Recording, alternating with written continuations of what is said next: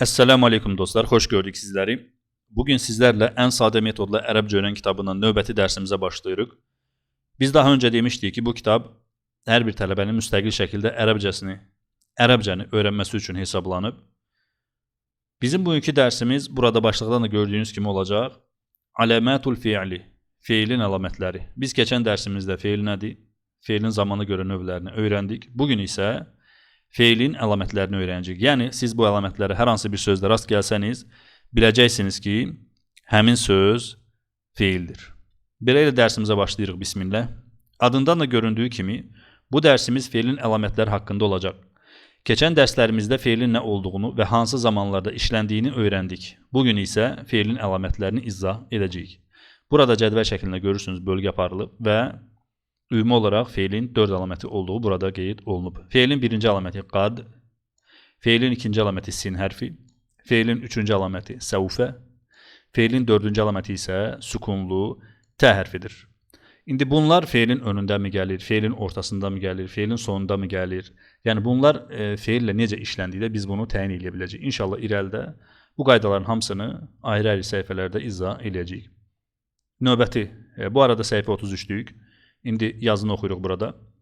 Cədvəldən də aydın görünür ki, feilin 4 əsas əlaməti vardır. Bu əlamətlər feilin isimdən və hərfdən seçilməsində mühüm rol oynayır. Əgər bir sözdə bu əlamətlərdən hər hansı birinə rast gəlsəniz, həmin sözün feil olduğunu əmin ola bilərsiniz. Bu qaydanı yadda saxlamaq çox vacibdir. Çünki ərəb dilində feil, isim və hərf bir-birindən fərqli xüsusiyyətlərə malikdir. Feilin əlamətlərini tanımaqla siz cümlədəki sözlərin hansı nitq hissəsinə aid olduğunu asanlıqla müəyyən edə biləcəksiniz. Yəni, burada deyilir ki, ümumi olaraq siz bu qaydaları əzbərləməlisiniz. Məsələn, biz keçən dərslərimizdə ismin 5 əlamətini əzbərlədik və dedik ki, bu əlamətlər ismə aiddir. Yəni, hər hansı bir sözdə həmin əlamətlərə rast gəlsəniz, biləcəksiniz ki, o söz isimdir. Eləcə də feilin də gördüyünüz kimi 4 əsas əlaməti var və siz hər hansı bir sözdə bu əlamətlərə rast gəlsəniz, biləcəksiniz ki, o söz feildir. Keçirik 34-cü səhifəyə. Beləliklə, burada gördüyünüz kimi feilin ilk əlaməti və burada qad hərfi deyə qeyd olunub. İlk öncə demək istəyirik, qad ümumi olaraq 2 hərfdən ibarət olmasına baxmayaraq, yəni biz başda demişdik ki, ərəb dilində nitq hissələr, yəni ağızdan çıxan sözlər, tələffüz edilən sözlər 3 hissəyə bölünür. Birincisi isimdir, ikincisi feildir, üçüncüsü isə hərflərdir. Hərf. Yəni hərf anlayışı bizdə irəlidə gələcək. Lakin öncədən sizə məlumat verir. Bu qad ümumi olaraq 2 hərfdən ibarət olmasına baxmayaraq ərəb dilində hərf kateqoriyasına daxildir. Çünki özlüyündə məna daşımır. Özlüyündə, yəni məna daşımır. Gərək cümlədə işlənsin ki, mənası tam olaraq aydın olsun. Belə yazını oxuyuruq. Ərəb dilində qad hərf hökmündədir. Yəni təklikdə heç bir məna ifadə etmir. Yalnız cümlədə işləndikdə mənası tam şəkildə aydın olur. Bu hərf həm keçmiş, həm də indiki zaman feilindən əvvəl gələ bilər. Keçmiş zaman feilindən əvvəl gəldikdə qətilik bildirir. Yəni bir işin dəqiq şəkildə baş verib bitdiyini göstərir. İndiki zaman feilindən əvvəl gəldikdə isə şək və ehtimal bildirir. Yəni işin baş verib verməyəcəyi qeyri-müəyyən olur. Yəni burada qeyd olunan yazıdan belə bir nəticə gəlmək olar ki, bu deməli hərf həm keçmiş, həm də indiki zaman feili ilə birlikdə işlənə bilir. Keçmiş zaman feilinin öncə gəldikdə ümumi olaraq qətilik bildirir. İndiki zaman feilindən öncə gəldikdə isə, yəni bir işin baş verib verməyəcəyini, belə deyək, sual altında saxlayır. Yəni ola da bilər, olmaya da bilər. Davam edirik. Qad sözünün tərcüməsi feilin zamanına görə dəyişir. Keçmiş zaman feilindən əvvəl gəldikdə tərcüməsi artıq, həqiqətən deməkdir. İndiki zaman feilindən əvvəl gəldikdə isə tərcüməsi artıq, ola bilsin, bəlkə, deyəsən şəklində olur. Gördüyünüz kimi burada feilin zamanının da fərqi var. Yəni keçmiş zaman feilindən öncə gəldi, artıq həqiqətən mənasını verir. İndiki zaman feilindən öncə gəldikdə isə artıq, ola bilsin, bəlkə, deyəsən, yəni şək bildirən, belə deyə ehtimal bildirən sözlərdən sözlər şəklində tərcümə olunur. Belə keçirik ilk öncə. Bizim burada nəyi bilməyimiz vacibdir? Bilməli ki, bunun tərcüməsi artıq həqiqətən ola bilsin, bəlkə, deyəsən şəklindədir. Yəni bunu əzbərləsək yetərlidir və bilməliyik ki, feillərdən öncə gəlir. Yəni biz deyəndə ki, bu qad feilin əlamətlərindəndir. Yəni necə yəni əlamətlərindəndir? Yəni burada siz gördüyünüz kimi misallar qeyd olunub. İndi misalları oxuyaq, sonda bir daha məlumat verəcəyik. Misallar: Qad zəhəbə Muhammedun iləs-suqi. Muhammed həqiqətən bazara getdi. Qad nəməl vələdu aləs-səriri. Oğlan artıq çarpayın üzərində yatdı. Qad istəyqaza Aliyyun minən-nəvmi. Əli artıq yuxudan oyandı. Qad əkələl qittu əl-ləhmə. Pişik artıq əti yedi. Qad kətəbəl muallimud dərsə. Müəllim artıq dərsi yazdı. Qad darabəl vələdul kəlbə. Oğlan həqiqətən iti vurdu. Gördüyünüz kimi, burada cümlənin başında, belə deyək, qad gəlib. Və qaddan sonra keçmiş zaman feili gəlib. Hamısına diqqət eləsəz feillərin zəhəbə, nəmə, isteyqaza, əkələ, kətəbə və darabə feillər. Bunlar keçmiş zaman feilləridir. Yəni, bunlar nə üçün bu qad feilin əlamətlərindədir? Yəni, ərəb dilində sağdan sola yazıldığı üçün birinci qad gəlir, ondan sonra isə deməli, feil gəlir. Bunun üçün qad hərfinə feilin əlamətlərindən, belə deyək, bir əlamət olduğu deyilir.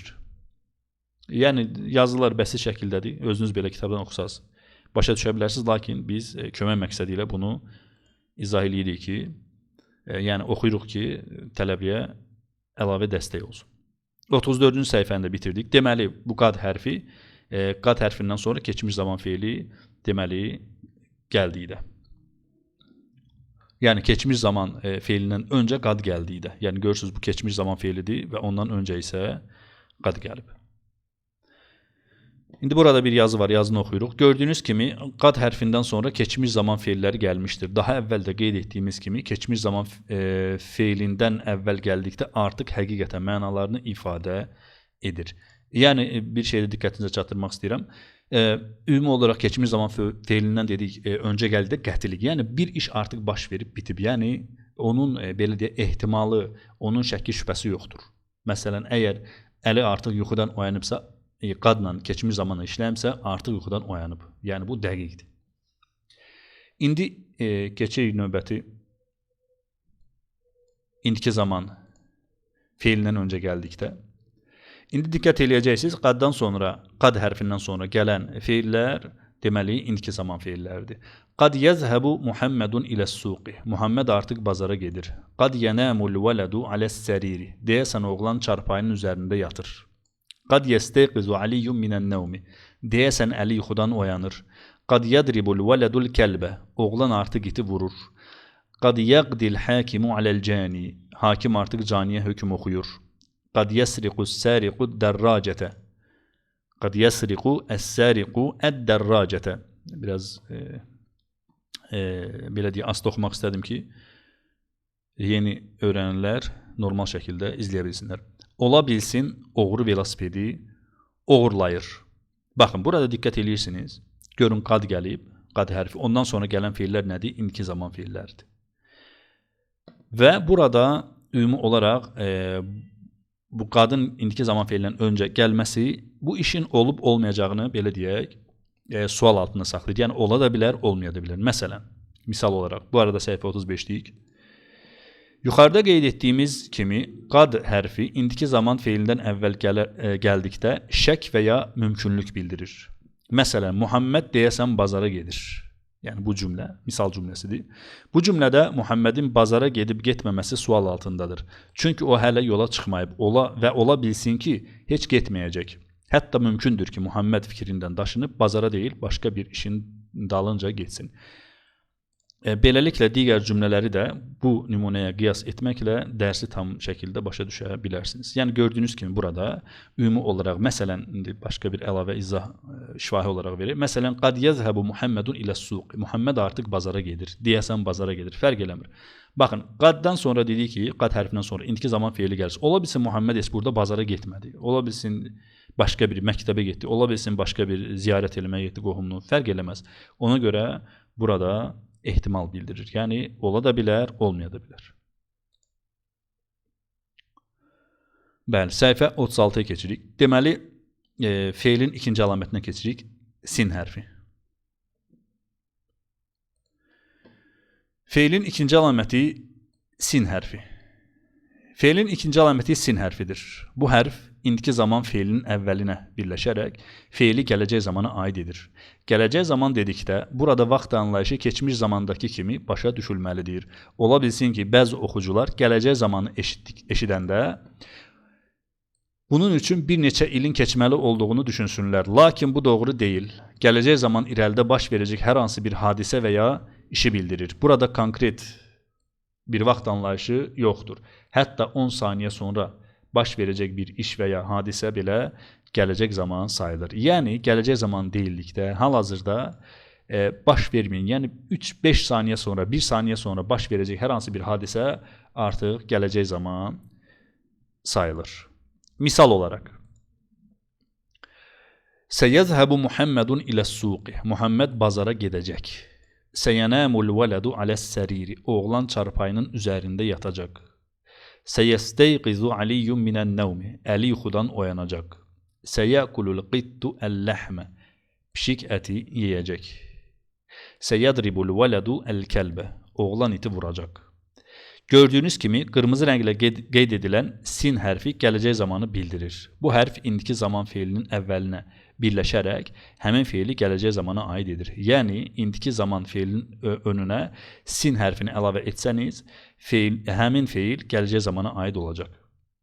Qeyd, bu hərf yaxın gələcəyi bildirir. Yəni, ümumi olaraq biz həmin o cədvəldə az öncə feilin əlamətləri dərsində sizə sin və səvfə hərflərini göstərmişdik. İndi səvfə də irəlidə gələcək. Bilmək lazımdır ki, bu feil indiki zaman feilinin önünə birləşir. Yəni, indiki zaman feilinin əvvəlinə birləşir və onu gələcək zamana aid edir. Fikir versəz, cümlələr hamısı eyni cümlələrdir. Sadəcə olaraq biz cümlələrdə, belə deyək, hərf dəyişikliyi edirik. Yəni, siz cümlələrə diqqət eləsəz, yəni digər səhifəyə qayıdıb baxsanız, görərsiniz ki, eyni cümlələri, belə deyək, fərqli misallar üzərindən istifadə edirik ki, tələbənin əzbərləməsi asan olsun. Və burada sonunda bir qeyd var. Bu hərf yaxın gələcəyi bildirir. İlk öncə bilmək lazım bu hərf kateqoriyasına daxildir və feilin əlamətlərindən bir əlaməti. Yəni, hər hansı bir sözdə görsəniz ki, bu cür, yəni sin hərfi hər hansı bir sözə birləşib, o feilin tərcüməsini bilməsəz belə, dəqiq biləcəksiniz ki, o söz feildir. Çünki sin feilin əlamətlərindən bir əlamətdir. Keçirik 37-ci səhifəyə. Feilin 3-cü əlamətinə. Feilin 3-cü əlaməti səvfə. Feilin 3-cü əlaməti səvfə hərfidir. Bu hərf indiki zaman feilindən öncə gələrək onu gələcək zamana aid edir. Yəni, baxmayaraq ki, səvfə 3 hərfdən ibarətdir bu söz özü. Bu da nədir? Hərf kateqoriyasına daxildir. Buna hərf deyirlər. Ərəb dili qrammatikasında buna hərf deyirlər. Nə üçün? Çünki özlüyündə məna daşımır. Özlüyündə heç bir məna daşımır. Gələk cümlədə işlənsin ki, mənası aydın olsun. Misal olaraq.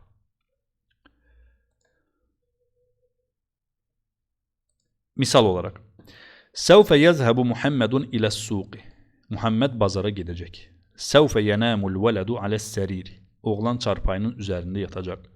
Səvfə yəstəyqizu aliyyun minən-nəvmi. Əli yuxudan oyanacaq. Səvfə yəkulul qittu əl-ləhmə. Pişik əti yeyəcək. Səvfə yədribul vələdu əl-kəlbə. Oğlan iti vuracaq. Səvfə yəqdil həkimu aləl-cani. Hakim caniyə hökm oxuyacaq. Səvfə yəsriqu əs-səriqu əd-dərracətə. Oğru velosipedi oğurlayacaq. Deməli, əs-səriqu oğrudur, əd-dərracətə burada velosiped. Fayda baxımından. Deməli, yazını oxuyuruq. Gördüyünüz kimi, qırmızı rənglə yazılmış səvfə hərfi indiki zaman feilindən öncə gələrək onu gələcək zamana aid etmişdir. Əgər siz hər hansı bir indiki zaman feilinin önünə səvfə hərfini əlavə etsəniz, həmin feil gələcək zamana aid olacaq. Bu hərf uzaq gələcəyi bildirir. Yəni, sin hərfi yaxın gələcəyi, səvfə hərfi isə uzaq gələcəyi bildirir. Yəni, burada hər şey açıq-aşkar deyilmişdir. Yəni, ümumi olaraq bilmək lazımdır ki, sin və səvfə, bunlar ikisi də gələcək hərfləridir. Yəni, feili gələcək zamana götürür. Lakin sin hərfi yaxın gələcəyi bildirir. Məsələn, 5 dəqiqə, 10 dəqiqə, 1 saat, 5 saat sonra olan hər hansı bir hadisəni. Səvfə isə ümumi olaraq biraz uzaq gələcək. Yəni, biraz irəlidə baş verəcək hadisələri bildirir. Bəli, keçirik 38-ci səhifəyə. Feilin 4-cü əlaməti. Feilin 4-cü əlaməti. Sükunlu T hərfi. Gördüyünüz kimi T hərfi üzərində sükun var. Bu hərf bildiyimiz adi T hərfidir. Feilin sonunda sükunlu şəkildə gəldikdə qadın cinsinə aid olur və feilin keçmiş zamana aid olduğunu bildirir. Qrammatika kitablarında bu hərf tə'u tə'nisi səkinətu. Tə'u ət-tə'nisi əs-səkinətu. Qadın cinsinə aid sükunlu T hərfi adlanır. Yəni bu hərfin adı burada ərəbcəsi də var. İstəsəniz onu da əzbərləyə bilərsiniz. Yəni ümumi olaraq qadın cinsinə aid sükunlu T hərfi adlanır. Keçmiş zaman feilinin sonuna birləşir və feilin qadın cinsinə aid olduğunu bildirir. Yəni bir məna olaraq bilmək lazımdır ki, bu hərf ümumi olaraq qadın cinsinə aiddir. Əgər siz hər hansı bir feilin sonunda bu hərfi görsəniz, biləcəksiniz ki, o feil, o hərəkəti icra edən qadındır. Misal olaraq. Yəni qadındır dedik, qadın cinsidir, fərq eləməz. Misal olaraq. Zəhəbət Fatimətu iləl mədrasəti. Fatimə məktəbə getdi. Əkələt Ayşətu ət-tuffəhə. Ayşə almanı yedi. Əl-bintu şəribət asiran. Qız meyvə suyunu içdi. Əkələt Zeynəbu ət-taamə. Zeynəb yeməyi yedi. İsteyqazət Zeynəbu minən nəvmi. Zeynəb yuxudan oyandı. Gördüyünüz kimi, keçmiş zaman feillərinin sonuna sükunlu T hərfi birləşmişdir. Bu hərf qadın cinsinə aiddir. Əgər siz hər hansı bir feildə bu hərfi görsəniz, biləcəksiniz ki, həmin feili icra edən qadındır. Yəni, bu feil qadın cinsinə aiddir. Beləliklə, feilin əlamətləri mövzusunu bitirdik. Qeyd etdiyimiz bu əlamətləri hər hansı bir sözdə görsəniz, dəqiq biləcəksiniz ki, həmin söz feildir. İsimlər bu əlamətləri qəbul etmir. Bu əlamətləri əzbərləmək vacibdir ki, feili isimdən ayıra biləsiniz. Gördüyünüz kimi dostlar, feilin əlaməti dərsini də bitirdik. Ümumi olaraq feilin dediyi 4 əlaməti var. Və siz bu əlamətləri hər hansı bir sözdə görsəniz, biləcəksiniz ki, o söz feildir. Feilin birinci əlaməti qad hərfi, ikinci əlaməti sin hərfi, üçüncü səvfə hərfi, dördüncü isə sükunlu T hərfidir. Ümid eləyirəm dərslər asan şəkildə, belə deyək, tərtib edilib və siz də bu dərsləri başa düşməkdə çətinliyi çəkmirsiniz. Əgər hər hansı bir sualınız olsa, YouTube bölümündə, yəni YouTube kanalında şərh bölümündə yazıb bizlərə bildirə bilərsiniz. Biz də vaxt etdikcə inşallah sizin suallarınızı cavablandıracağıq. Əgər hər hansı bir sualınız olsa, kitabı əldə etmək istəsəniz, həmin bu videonun şərh bölümündə biz əlaqə nömrəsi saxlayacağıq. Ora yazıb əlaqə saxlaya bilərsiniz. Dostlar, bu qədər. İnşallah gələn dərsdə görüşənədək. Əssəlamu aleykum və rəhmətullahi və bərəkatuhu.